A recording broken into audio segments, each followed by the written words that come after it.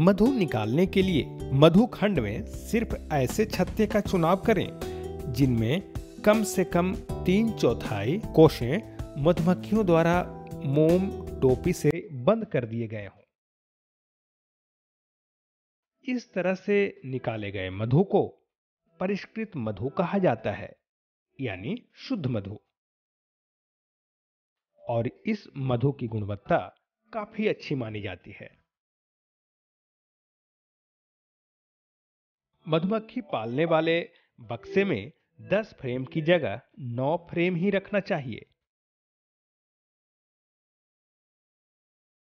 यानी जितना फ्रेम लगाने की जगह हो उससे 1 फ्रेम कम हो।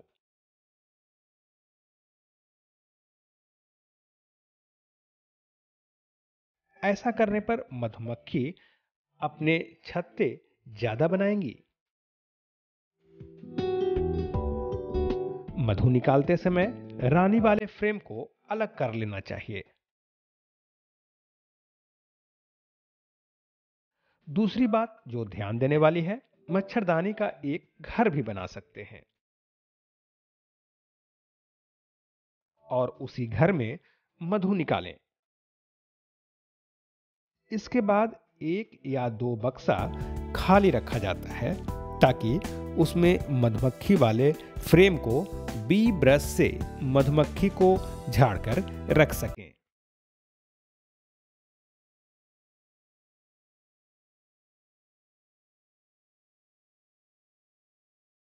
इसके बाद छत्ते को छीलकर एक बर्तन में रखना चाहिए। साथ ही ये ध्यान रखें कि मधु निष्कासन का कार्य शाम के समय ही हो, क्योंकि मधुमक्खियां निष्कासन स्थान पर आकर अपना समय व्यर्थ नहीं करेंगी। और उत्पादन कार्य भी व्यवस्थित रहेगी। मधु निकालने के बाद मधु की साफ सफेद मलमल के कपड़े से छान लिया जाना चाहिए ताकि उसमें मौजूद मोम मधुमक्खियों या लार्वा के संपर्क में न आए। मधु को जो है किसी बक्सा को, हर बक्सा को आपको मधु से निकालना है तो पहले हम लोग जांच लेते हैं, बात देख लेते हैं कि कितना प्रतिशत जो है आपका ऊपरी पोर्शन पर जो है मधु सील किए हुए है। ये देखना होगा तभी ना कि मधु इसी तरह तो ये नहीं है कि 8 दिन पर हम निकालते गए हैं, मधु रहेगा तब ना। तो पहले हम लोग चेक कर लेते हैं कि मधु निकालने योग्य है कि नहीं। उसमें 75% जो है सील किया हुआ है कि नहीं। सील भरा हुआ से नहीं मतलब है, सील किया हुआ है कि नहीं। यदि सील किया हुआ है और निकालने योग्य है तब ही उसमें हम लोग मधु निकालेंगे। ये एक बात हो गया। दूसरा बात हो गया कि जब भी आप मधु हनी फ्लो सीजन आता है उस समय आपको केयर करना होगा कि जहाँ 10 फ्रेम की बक्सा है वहाँ 9 ही फ्रेम रखिएगा, ताकि जो है छत्ता को जो है ऊपर से बढ़ा सके और लगा सके। देखिएगा कि ज़्यादा स्पेसियस हो जाएगा, स्पेसियस हो जाएगा तो छत्ता को थोड़ा सा सोलन हो जाता है, बढ़ा देती है और तब जो इसमें मक्खी जो है भरते जाती है। काम करने में आसान होगी। हाँ, काम करने में भी और मधु भी आपको ज़्यादा निकलेगा। यदि आप कंपैक्ट कर देते हैं तो उसका जो कंपैक्ट होगा उसको सोलन नहीं कर पाती है, नहीं घर नहीं बड़ा कर पाती है। इसीलिए जो है आपका मधु का भी मात्रा कम हो सकता है। इसीलिए जहाँ आप 10 फ्रेम का है उसको 9 फ्रेम में कर दीजिए और यूनिफॉर्म जो है लगा दीजिए। 8 नहीं, 8 पर ज़्यादा स्पेसियस हो जाएगा तो हो सकता है कि जहाँ स्पेस ज़्यादा होगा वहाँ डिवाइड हो जाएगी। नहीं, रानी ही मूवमेंट बंद हो जाएगा। तो बंद हो जाएगा तो मक्खी उस पर नहीं जा पाएगी, रानी नहीं जा पाएगी, तो एग लेइंग जो है कैपेसिटी आपका कम हो जाएगा। तो इसीलिए जो यूनिफॉर्म कीजिए, ये नहीं कि 6 बक्सा 6 फ्रेम को पूरे बक्सा में फैला दिए, ये नहीं करना है। उसको एक फ्रेम पर सटा रहना चाहिए, थोड़ा सा गैप होगा। एक ही तरफ तो रहेगा ही, टोटल यूनिफॉर्म हो जाएगा। 9 फ्रेम डालेंगे तो टोटल बक्से में फैला दीजिए, रानी एक दूसरे पर चली जाती है। रखेंगे तो ज़्यादा गैप नहीं मिलता है। 8 फ्रेम पर रखेंगे 10 फ्रेम का बक्सा है, 8 फ्रेम पर रखेंगे तो ज़्यादा गैप हो जाता है। तीसरा बात है कि जब निकालते समय ये ध्यान देना होगा कि रानी किस फ्रेम पर है। उसके बाद ही आप रानी को जो है अलग कर दीजिए, फ्रेम को। इसलिए आपको लीची में जो है रानी को नहीं देखा जाता है लीची के सीजन में, इसलिए कि उसमें बनाकर आप नई नई रानी बना सकते हैं। मगर हमको जो है अभी पॉपुलेशन को स्ट्रेंथ बढ़ाना है, इसीलिए जो है उसको रानी को जो है हम लोग चेक करके उसको एक साइड में लगा देते हैं और 1-2 फ्रेम जो है हटा देते हैं उसके साथ, इसलिए कि गैप हो जाएगा। नहीं तो गैप नहीं रहेगा तो हो सकता है कि आपको अभी रानी इस फ्रेम पर जिस पर रखे हैं तुरंत दूसरे फ्रेम पर चली जाए। इसीलिए जो उसमें एक या 2 फ्रेम जो है गैप कर देते हैं। गैप कर बाहर मक्खी को रख दीजिए। गैप करने के बाद तब जो है मक्खी को टोटल को झाड़िए। और ये ध्यान देते हैं, उसके पहले हम कर लेते हैं क्या दूसरा होना चाहिए कि जहाँ आप मक्खी निकालने जा रहे हैं वहाँ हम लोग एक जो है फॉल्स जो है घर बनाते हैं मच्छरदानी का। हाँ, इसलिए कि आप मधु निकालने जाइएगा तो हो सकता है कि समूची मक्खी जो है आप पर जुटेगी। जहाँ आप मधु निकाल रहे हैं देखिए कि मधु का गंध जाएगा तो सभी मक्खी जो है वहाँ जाएगी, तो आपको काम करने में जो है बहुत परेशानी करेगा, आपको तंग करेगी। तो इस तरह से जो है पहले जो है 1 बक्सा या 2 बक्सा हम लोग खाली लेते हैं, उसमें इनर कवर केवल ही लगा देते हैं। इनर कवर समझ रहे हैं, जाली वाली, और नीचे वाला बॉटम बोर्ड या बक्सा कहिए, वही दोनों रहेगा। उसमें क्या करते हैं कि मक्खी को जो है आपको बी ब्रश दिखाया गया होगा, हैं बी ब्रश हो गया, रानी को छांटे हुए हैं। रानी को छांटने के बाद समूची मक्खी को 2-3 बार जो है झोंक से झाड़िए, हैं इस तरह से आप कीजिएगा। इस पर बैठी हुई है तो बॉक्स के अंदर जिसमें मक्खी निकाल रहे हैं उसी के अंदर झोंका से जो है 1-2 बार उसको इस तरह कीजिए। करने पर जो है करीब 75% जो है मक्खी नीचे गिर जाती है। उसके बाद बी ब्रश से लेकर आप मक्खी को जो है 2 आदमी है तो 2 आदमी, एक आदमी इधर झाड़ देगा और जिसमें खाली फ्रेम हम बॉक्स लाए हैं उसमें रहकर ढक्कन लगा देते हैं कि उस पर दूसरी मक्खी नहीं जाएगी। तो इस तरह से जो है समूचे फ्रेम को एक करके समूचे फ्रेम को जो है झाड़ लीजिए। तो इस तरह से जो है आप फ्रेम को निकालते गए और वहाँ गए और बाहर ही फिर जो है बाहर जब मच्छरदानी के बाहर ही हो सकता है कि 2, 4, 10 मक्खी जो है रह जाती है, तो उसके अंदर जो है एक फिर बी ब्रश से उसको झाड़ देते हैं और धीरे धीरे जो है बढ़ाते जाते हैं। एक लगाते हैं बर्तन में जो है छील देगा तो उसके मोम भी आएगा, मोम को भी हमारा ज़रूरत है तो मोम भी आ जाएगा और जो उसमें मधु रहेगा उसमें ले जाएगा, निकाल लेगा तो सेंट्रीफ्यूगल फोर्स काम करेगा। छितरा देखिएगा कि आप वाशिंग मशीन है, गंदगी जो है बाहर निकल जाती है, या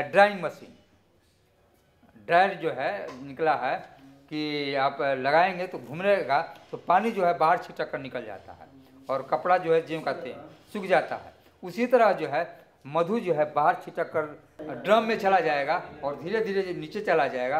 एग और लार्वा और प्यूपा जो है ज्यों के त्यों रह जाएगा और फिर जो है जिस बक्सा से निकाले हैं उसी बक्सा से जो है रख दीजिए। और ये ध्यान रखना है कि रानी को किनारे किए हुए हैं, फिर जो है फ्रेम को जो है अरेंज कर दीजिए। करने का मतलब हुआ रानी को बीच में कर दीजिए और लार्वा को बीच में कर दीजिए और खाली जो है 1-2 फ्रेम डालिए, या नया छत्ता बनवाना चाहते हैं तो बीच में नया छत्ता डाल दीजिए कि वो नया छत्ता भी बनाएगी। खाने के लिए एक छन्ना होता है जो थोड़ा सा मोटा होना चाहिए, या जम जेली स्क्वैश देखते हैं जो लोग बनाते हैं, उसमें भी सीड को जो है टोमेटो का जो सीड जो है निकल जाता है उससे, उस तरह का झरना जो है लीजिए और उसमें डालिएगा तो जितना हो सकता है कि आपका मोम हो या कहीं कहीं मक्खी भी हो या कहीं 1-2 जो है लार्वा भी निकल सकता है, उसमें जो है आपको निकल जाएगा। तो इस तरह से जो है बाहर से जो जहाँ आप पाल रखे हैं वहाँ से करके कंटेनर में रखकर अपने घर ले आइए या जहाँ प्रोसेसिंग कर रहे हैं वहाँ ले आ दिए। तो इसमें इतना कर लीजिएगा तो उसमें कितनों दिन तक रखिएगा तो उसमें कोई डिटेरिएशन नहीं होगा। आवश्यकता अनुसार जो है आप फिर जो है प्रोसेसिंग करना। अब हम बात करते हैं मधु के शोधन के बारे में, यानी इसको शुद्धिकरण के बारे में। दरअसल शोधन करने के लिए 3 तरीके हैं। पहला, मशीन के द्वारा बड़े पैमाने पर होता है। इस विधि में आप जितना पानी का स्तर रखना चाहते हैं उतना पर रखकर मधु को डब्बे में सील कर सकते हैं।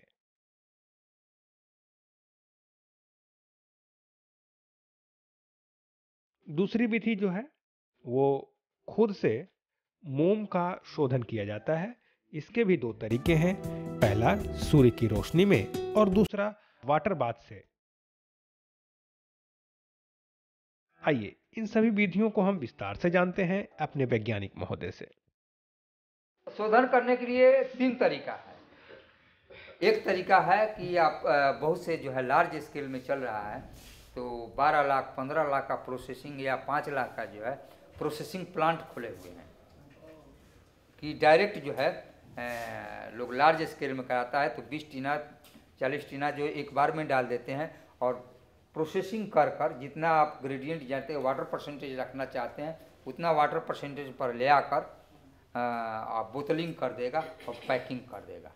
फिर आप लेवलिंग कर दीजिए, आपका लेवल होगा तो लेवल पर आएंगे।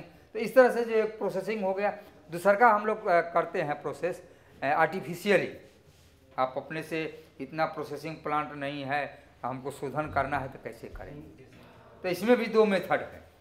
एक तो सनलाइट में जो सूरज की रोशनी है उसमें करते हैं और दूसरा का है वाटर बाथ। सूरज की रोशनी में क्या करते हैं कि जब गर्मी होता है उस समय जो है टीना में रखे हुए हैं या किसी बड़ा कंटेनर में रखे हैं तो धीरे धीरे जो है मॉइस्चर इवेपोरेट होगा। तो 2-3 दिन तक रखिएगा तो इवेपोरेट होगा। उसके बाद जो है कपड़ा में जो है छान लीजिए और ठंडा होने दीजिए। ठंडा होने के बाद आप बोतल में जो साफ कर रखे हुए हैं उसमें आप 1 kg या ½ kg या 250 ग्राम का जो है पैकिंग कर दीजिए। पैकिंग करने के बाद आपको सीलिंग मशीन आता है उससे सील कर दीजिए और फिर टैग कर दीजिए। ये हो गया सनलाइट से। और वाटर बाथ से तीसरा हम कहे वाटर बाथ से। तो वाटर बाथ पर क्या करते हैं हम लोग, अभी जो है हमारे यहाँ भी वाटर बाथ से ही प्रोसेसिंग करते हैं। उसमें जो है बड़ा जो है कंटेनर लेते हैं तो गैस पर भी एक चूल्हा बड़ा आता है, उस पर बड़ा टुपिया को रख देते हैं। बड़ा टुपिया को रखने के बाद उसमें पानी डाल देते हैं। पानी डालने के बाद उसमें लकड़ी का या ईंटा का 3 या 4 जो है चौड़ा जो है रख देते हैं टुकड़ा को, और उस पर जिस पर हम फिर छोटा टोपिया लेते हैं जिसमें शहद होगा। शहद होगा, उस शहद को जो है 1 टीना या 2 टीना उसमें डाल देते हैं। आपको कैपेसिटी पर डिपेंड करता है। ऊपर ईंटा पर डायरेक्ट हीट नहीं जाए, पानी के साथ हीट हो हैं तो उसको रख देंगे या लकड़ी पर रख देते हैं। लकड़ी भी 3-4 गो रख देते हैं तो उस पर भी रख देते हैं और रखकर तब मधु रख देते हैं। तो मधु रख देते हैं तो आपको दब जाएगा और उसमें जो है डायरेक्ट हीट नहीं होगा। पानी के अनुसार फिर जो है देखिएगा कि ज़्यादा पानी ये नहीं कि उसके तलहटी तक दे देते हैं, लेवल कुछ कम कीजिए, इसलिए कि जब पानी का बॉयल होगा तो उछाल मारता है तो उसमें जा सकता है, इसीलिए जो है उसको लेवल के कुछ कम रखते हैं। इस तरह से देखिएगा कि गर्म होते जाएगा। जब 60 डिग्री सेंटीग्रेड पर मधु पहुंचता है तभी पानी खोलेगा। ये 100 डिग्री सेंटीग्रेड पर पानी खोलता है, आप लोग सब जानते हैं। तो वो रहता है उसका 60 डिग्री सेंटीग्रेड मधु का 60 डिग्री पर। जब ले टेम्परेचर उसका 60 नहीं होगा कि पानी नहीं खोलेगा। जब पानी खोलने लगे तब जो है 20 मिनट तक या आधा घंटा तक वो देखिएगा कि अधिक मॉइस्चर है तब जो है आधा घंटा, और नहीं तो कम परसेंटेज वाटर है मधु में 20 मिनट तक जो है गर्म करते हैं। गर्म करने के बाद उसको लौ को जो है बंद कर देते हैं और ऊपर से जो है टांग कर ऊपर से फिर बाहर निकाल देते हैं। जहाँ निकाल देते हैं तब फिर जो है ठंडा होने लगता है। कूल होने के लिए आप छोड़ दीजिए। कूल होने के लिए आप ये कोशिश कीजिए कि रात भर कूल हो, एकदम नॉर्मल टेम्परेचर पर आ जाए। हम यहाँ नहीं समझे 100 सेंटीग्रेड पर पानी खौला जी तो मध साफ तो चला गया। हाँ, तो उसके बाद जो है 20 मिनट या आधा घंटा तक खोलने दीजिए पानी को। आँच बंद कर दें, खोलने दीजिए। अच्छा है जब 20 मिनट या आधा घंटा जब खोल जाए तब जो है उसको लौ को जो है कम कर दीजिए या बंद कर दीजिए। हाँ, तो पानी नीचे ना हो गया। हाँ, पानी नीचे भी सकता है। जिस बर्तन छोटा है तो नीचे भी जा सकता है, उसको पानी को कम कर देना है। उसका भार उसके अमाउंट पर निर्भर करेगा वो। तो आपके ऊपर है, वैसा तो कितना हमको मर जाए। करना होगा ना, इसलिए हम पूछ रहे हैं, वैसा करना होगा ना। क्या करना होगा? मधु को ऊपर करना होगा कि नीचे करना नहीं, होगा? मधु को आपको नहीं करना है। पानी को लेवल को जो है बरकरार रखिए। यदि मधु नीचे भी रहता है तो कोई दिक्कत नहीं, ऊपर भी रहता है तो कोई दिक्कत नहीं है। इसलिए कि आप बीच बीच में जो है चलाते रहिएगा तो वो गर्म होते जाएगा। या आप देखते हैं कि जब गर्म होगा तो नीचे वाला जो ही हीट होगा तो ऊपर चला जाता है। हेलो, हाँ, समझ रहे हैं। हाँ, नीचे वाला जो ही गर्म होगा ऊपर चला जाएगा, ऊपर वाला जो भारी रहेगा वो नीचे चला जाएगा। इस तरह से या बीच बीच में जो है आप चलाते रहिएगा मधु तो चलाते रहिएगा तो फर्क जो है गर्म होगा। ये गर्म के दरमियान जो है आप देखते हैं कि कभी कभी जो है झाग निकलने लगता है। झाग समझ रहे हैं ना? उजला रंग का या फेम नालन लगता है, या हो सकता है कि उसमें कुछ मधु का अंश, वैक्स का अंश रह गया हो, तो वैक्स भी अपना निकलते जाता है। तो साबुन में सेम टाइप का आएगा। तो ऊपर से ही छोलनी या किसी से साइड में कर कर उसको निकाल कर बाहर जमा कर। गंदा चीज हो गया तो उसको भी फेंकना नहीं है, उसमें आप रखे रहिए। और मधु को या मधुमक्खी को जब चाशनी बनाते हैं उसमें मिला दीजिए, आपका वो ले उठा लीजिए। उसमें गंध होगा तो ज़्यादा उठाएगा आपको, और टॉनिक भी मिल जाएगा, आपका बर्बाद भी नहीं होगा। सर एक क्वेश्चन था सर कि फर्स्ट टर्म में जो हम शहद दिए उसमें वो तो हो गया, सेकेंड टर्म में सर पानी तो गर्म है, ठीक है, और मधु का 60 डिग्री होना चाहिए और पानी का 100 टेम्परेचर। 100 डिग्री पर खोलता है पानी, ये तो आप जानते हैं। वो हो गया तो 100 सेंटीग्रेड पर जो ही पहुंचेगा तो वो उसका 60 डिग्री सेंटीग्रेड 60 डिग्री हो जाएगा। फिर उसके बाद सर उस शहद को निकाल कर बहाल करेंगे। हाँ, आधा घंटा तक, करीब आधा घंटा या 20 मिनट तक गर्म करते हैं। हाँ सर, उसके बाद सेकेंड टर्म में जो उसमें शहद देंगे सर, तो पानी तो सर गर्म है। गर्म है तो गर्म है तो देखिएगा, डालिएगा नया शहद को नए कंटेनर में, तो खोलेगा नहीं, तुरंत पानी नीचे आ जाएगा। नहीं, नीचे भी आ जाएगा या पानी ऊपर लेवल तक जाएगा तो तुरंत खोलने नहीं लगेगा। फिर जो है सुन आवाज करने लगेगा। जो ही आपका टेम्परेचर बढ़ेगा तभी खोलेगा। शहद देंगे सर, कोई पानी जो हो रहा है वो शांत हो जाएगा, वो शांत हो जाएगा, इसलिए कि ऑब्जर्व करने लगेगा, टेम्परेचर को ऑब्जर्व करने लगेगा, तो गर्म नहीं होगा तो खोलेगा नहीं। ये नहीं कि आप दीजिएगा तो पानी खोलने लगेगा, ये बात नहीं, समय लगेगा सर, फिर समय लगेगा। इसमें झाग निकाल देते हैं और फिर रात भर के लिए जो है छोड़ देते हैं। एकदम होगा तो सुबह में भी देखेंगे कि कहीं कहीं झाग जो है फिर ऊपर पोर्शन पर आ जाता है, तो उसको भी निकाल देते हैं। निकालने के बाद अब जो है सूती कपड़ा लीजिए, सूती कपड़ा में आप मधु को जो है छान लीजिए। उसमें क्या देखेंगे कि बहुत से जो है पोलन पराग रहता है। आप एक्सट्रैक्शन के समय या बहुत से रॉ मटेरियल जो है नीचे रहता है या नीचे गिरा रहता है, वो जो है कपड़ा में आ जाएगा।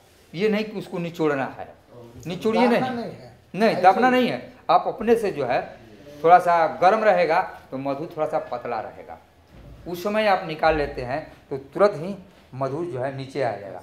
अधिक गाढ़ा होगा तो समय लगेगा मधु को निकलने में। उस पोजीशन में क्या करें? किसमें? घर में मतलब निकालना तो थोड़ा सा गर्म रहेगा तभी निकालिएगा तो आसानी से निकल जाएगा। मगर ये नहीं है कि गर्म ज़्यादा रखिएगा तो बोतल में रखिएगा तो फिर इवेपोरेट हो जाएगा, पानी की मात्रा जो है उसमें ऊपरी पोर्शन पर आपको आ जाएगा जो हानिकारक होगा आपको। लेकिन इसको छान रहे हैं हम कपड़े से सुबह में, उस समय तो रात में ठंडा हो गया है। ठंडा हो जाएगा तो ज़्यादा ये नहीं है, आप छान रहे हैं तो ज़्यादा ठंडा हो जाए, ज़्यादा गाढ़ा हो जाएगा, ये भी बात नहीं है, गाढ़ा नहीं होगा। हाँ, तो इस तरह जनरली जमता नहीं है, एक दो बार में देखिएगा जमेगा नहीं, थोड़ा सा गाढ़ा होगा मगर छन जाता है तो उसमें समय कम अधिक लगेगा। तो ये जो है नेचुरल पर आपको करके छान कर और फिर जो है पैकिंग से सीलिंग मशीन आता है, सीलिंग मशीन से सील कर दीजिए और सील कर कर फिर अब लेबलिंग आता है।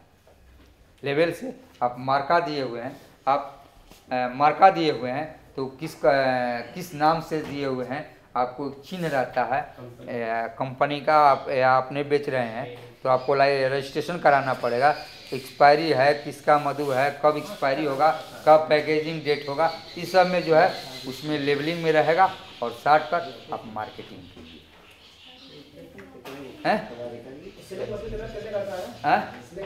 सीलिंग मशीन वो डिपेंड करता है आपके ऊपर कि कितने का परचेज करता है, 5,000 से लेकर 50,000 तक पर डे नहीं, सीलिंग मशीन की कीमत दोनों में फर्क क्या है? किसमें सीलिंग मशीन क्वालिटी पर डिपेंड करता है, क्वालिटी पर डिपेंड, दोनों तो सील करेगा मगर क्वालिटी जो हेवी क्वालिटी का होगा या एयर टाइट में किसी में देखिएगा कि डबल कैप मशीन रहता है, साइज भी तो कैप का अलग अलग होता है, किसी में सिंगल कैप रहता है। साइज तो कम बेस करने का होगा ना? नहीं, उसमें एक ही कैप आता है, उसको एक ही तरह का आता है, उसमें जो है कहीं कहीं इसीलिए ना मशीन पर डिपेंड करता है कैप। अलग अलग डायमीटर का अलग अलग फ्रेम आता है। मशीन 3 गो होगा मगर कैपिंग वाला जो है देखिएगा उसको क्या बोलते हैं, ऊपर बीच में जो लगा रहता है एक ही नोब रहता है। वो तो सर बहुत नहीं, कॉर्क तो बीच वाला नहीं रहेगा, कॉर्क तो ऊपर वाला पे जो ढक्कन रखते हैं उसको कॉर्क बोलते हैं, मशीन में रहता है जो उसको टाइट करता है। ऊपर में देखा 3 गो था। तो किसी में वही ना करते हैं कि अलग अलग जो है सीलिंग का साइज होता है तो ढक्कन का भी साइज होता है, उसके अनुसार भी उसका रेट बदलते हैं। अगर हम 2 तरह का बोतल को पैकिंग कर रहे हैं तो उसमें अब देख लेना होगा मार्केटिंग क्या है, क्या साइज ले रहे हैं, तो 2 तरह का 3 तरह का भी आपको आता है कि उसमें फिट कर दीजिएगा, तो वो डिपेंड करता है उस पर। तो ये रहा जो आपको कैसे स्टोर करेंगे, कैसे पैकिंग करेंगे। किसान भाइयों, बताए गए इन तमाम तकनीकों के अनुसार अगर आप मधु निष्कासन और शोधन करें तो आपको ज़्यादा से ज़्यादा बेहतर गुणवत्ता के मधु प्राप्त होंगे और आप एक सफल मधुपालक किसान बन पाएंगे।